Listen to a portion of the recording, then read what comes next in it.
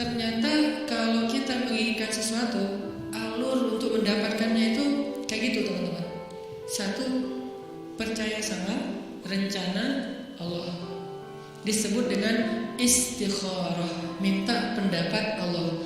Istikharah ini dalam konteks pembicaraan kita malam ini bukan sekedar ibadah sholat 2 rakaat. Walaupun secara ritual dia adalah sholat 2 rakaat, tapi secara nilai dia bukan hanya soal sholat 2 rakaat, tapi soal bergantung kepada Allah, minta pendapat Allah, nanya kira-kira menurut Allah gimana nih. Terus Allah jawabnya lewat siapa? Nah, Allah menjawabnya lewat istisyarah. Pertama, istikharah, minta pendapat Allah. Ya Allah, beri saya petunjuk, ini mau gimanain, ini apa yang harus saya lakuin. Nanti Allah nitip jawabannya lewat istisyarah. Istisyarah itu meminta nasihat orang-orang yang lebih paham, ulama, kiai, ustadz, siapa lagi, guru, orang tua, orang yang lebih bijak dari kita yang banyak pengalaman dalam urusan tersebut. Kita minta pendapat mereka.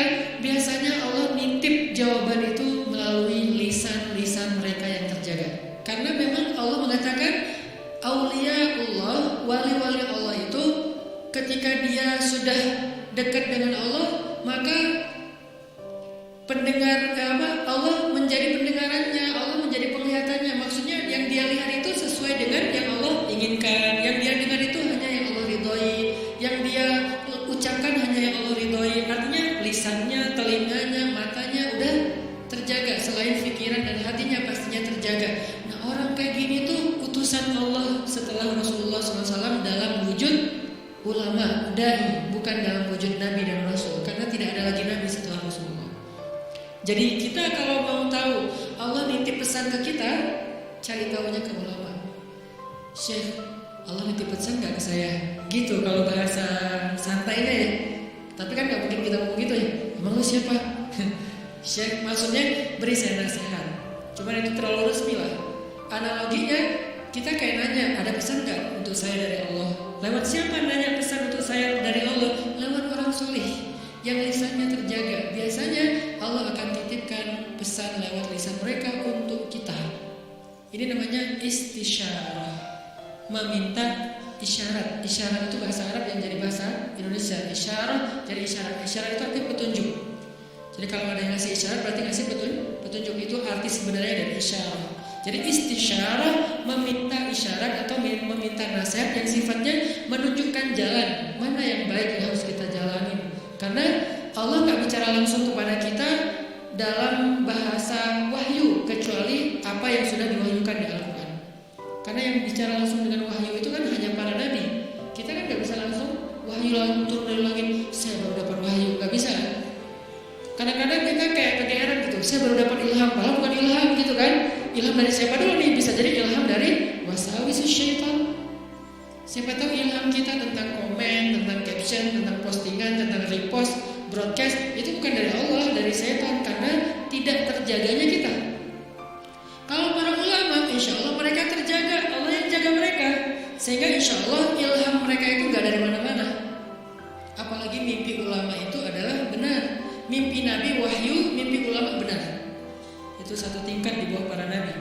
Bahkan disebutkan mimpi ulama adalah satu bagian dari 70 bagian kenabian. Nabi itu kan punya banyak bagian kenabian, nubuwah namanya. Nah, satu bagian dari 70 bagian itu adalah mimpi yang benar dari seorang ulama atau orang soleh.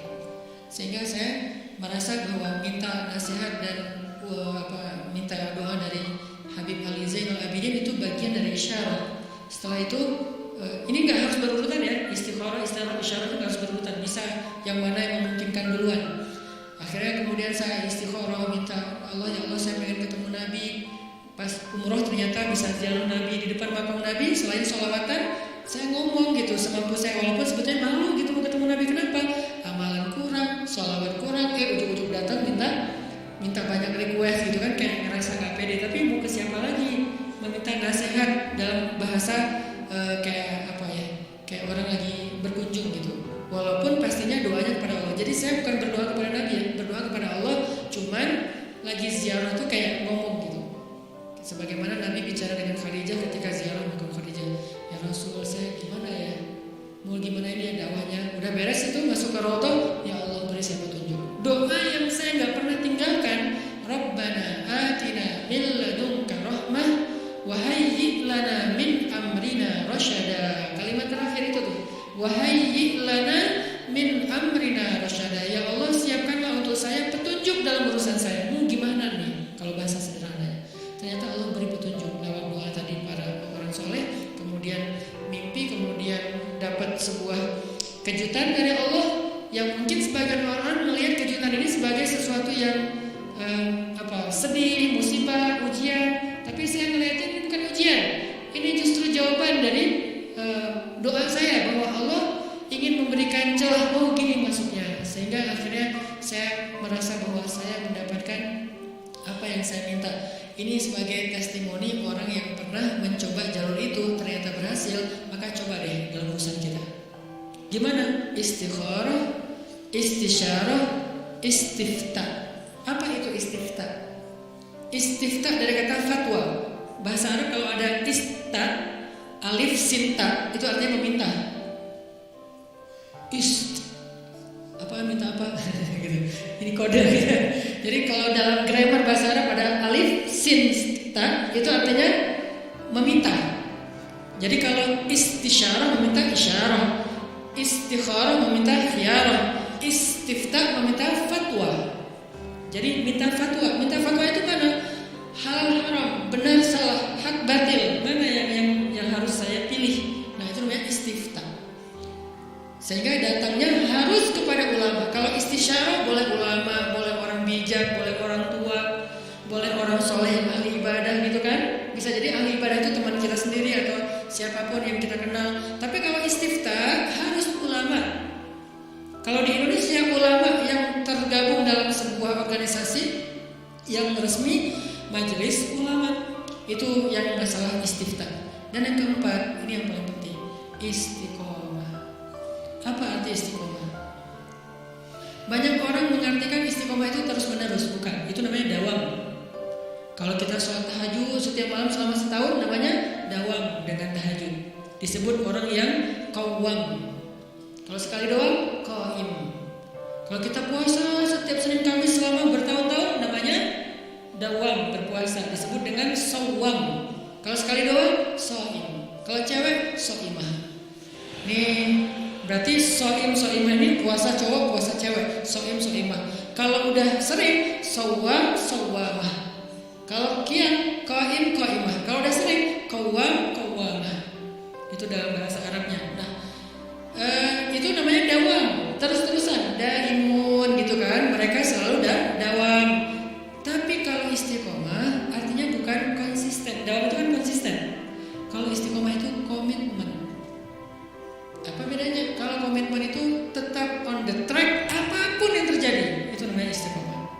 Gak mau keluar dari garisnya, gak mau keluar dari fisabilillah, gak mau keluar dari syariat dengan batasan syariat yang luas pastinya. Jangan sampai kita menuduh orang udah keluar dari batasan syariat padahal batasan kita sempit. Bisa jadi dia gak keluar, cuman batasan kita yang sempit. Harusnya syariat itu luas. Keluasan syariat tergantung wawasan Islam kita. Ada yang mengatakan, itu gak boleh, padahal boleh. Kenapa dia bilang gak boleh? Karena mungkin dia baru tahu satu dalil. Itu haram, padahal makruh. Itu makruh, padahal mubah gitu kan. Nah intinya, kalau kita gak keluar dari batasan syariat apapun kejadiannya, kita disebut orang-orang yang istiqomah, komitmen dengan Islam. Kalau komitmen, Allah pasti bantu. Innal ladzina qalu rabbunallah tsumma istaqamu, Allah bantu apa? Tatanazzalu alaihim malaikah, malaikat turun. Kemudian Allah menolongnya, Allah menjauhkannya dari musuh. Nah ini 4 cara untuk sampai kepada kebaikan yang kita harapin. 1, minta pendapat Allah. 2, minta pendapat orang bijak. 3, minta pendapat ulama. 4, kalau udah tahu dari 3 itu ilham, kemudian isyarah, kemudian fatwa, maka fastaqim. Fastaqim, tetaplah di situ, jangan melenceng, walaupun sekedar mata ataupun perasaan. Apalagi sampai kaki kita melenceng, walaupun sekedar mata aja atau perasaan. Rabbana la tuzigh qulubana, ya Allah jangan biarkan hati kami tergelincir. Ya muqallibal qulub, tsabbit qulubana. Allahumma habib ilainal iman. Jadi kita minta kalau kayak gini insya Allah teman-teman gak usah khawatir. Bilang ke mereka kata Allah, Allah takhafu, janganlah kalian takut karena Allah bersama dengan